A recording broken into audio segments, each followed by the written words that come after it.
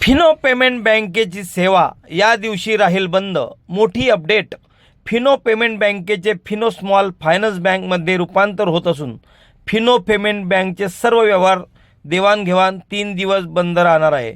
कारण ग्राहकांना अजूनही चांगली सुविधा व चांगली सेवा मिळावी यासाठी मोठी अपडेट करण्यात येत आहे. फिनो पेमेंट बँक ही स्मॉल फायनान्स बँक म्हणून ओळखली जाणार असून RBIने परवानगी दिली असून याचे अपडेटचे काम सुरू होणार आहे.